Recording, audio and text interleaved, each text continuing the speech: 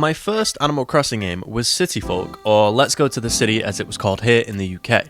I must have been about 10 years old. I'd asked for the game simply because I owned a Wii Speak, which was just a cheap room mic accessory for the Wii, and this game happened to support it. That's literally the only reason I got into Animal Crossing. It's kind of dumb, I know. I remember that I enjoyed the first day quite a bit. I met Rover, Tortimer, and Tom Nook. The next day though, when I booted up the game, I walked outside and I remember being confused because I had absolutely no idea what to do. And I ended up getting frustrated with the game, called it boring, and turned it off, ignoring it for a few days. Eventually, because it was my only new game, I ended up playing it again when I got bored, and for some reason, something just clicked and I fell in love with it and ended up spending so much more time on Animal Crossing from then on. But the reason I had this initial reaction was because up until then, I'd only ever experienced linear games that specifically told me where to go with waypoints, markers, task lists, and missions. This kind of calmer, more open-ended game was totally new to me. It wouldn't be until 2020 when New Horizons released that I would play another Animal Crossing game, and I was blown away by how much the series had evolved. This game was pretty much also the only reason I bought a Switch Lite, which I did with the last of my savings. Animal Crossing New Horizons actually does a clever little job of creating a loose,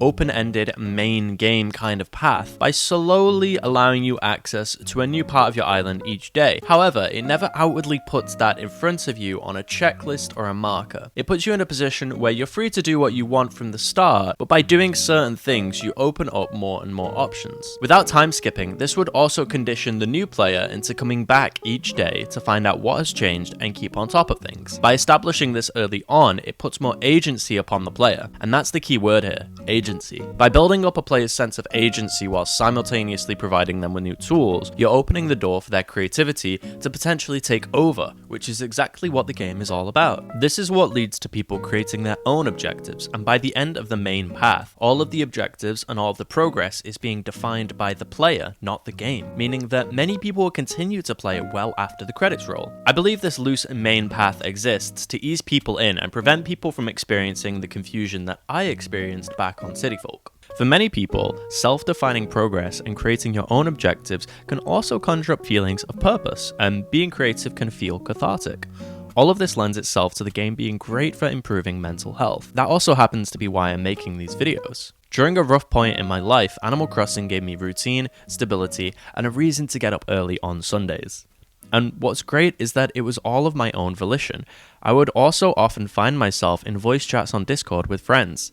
I even met one of my best friends through Animal Crossing, and I'm not the only one. There's a lot of videos on YouTube with people talking about how Animal Crossing helped with their personal problems too. I want to take a moment just to talk about how much detail has gone into this game. Some of my favorite details are how different radios or sound systems have different equalization and sound quality.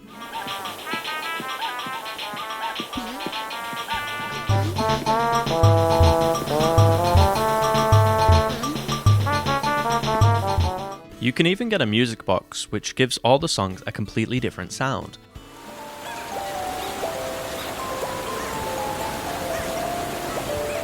There's also the way the music echoes across the beach at the end of Happy Home Paradise, or how in rainy weather all villagers wear raincoats and have umbrellas, except for the amphibious villagers. When I first met one of my best friends, we all went to the museum for coffees, and my friend was all like, "Oh, I got this one, don't worry about it guys." So we sit down and Chatty orders, and goes, "Oh no," and the Brewster brings us all waters instead of coffee because she forgot to bring money with her.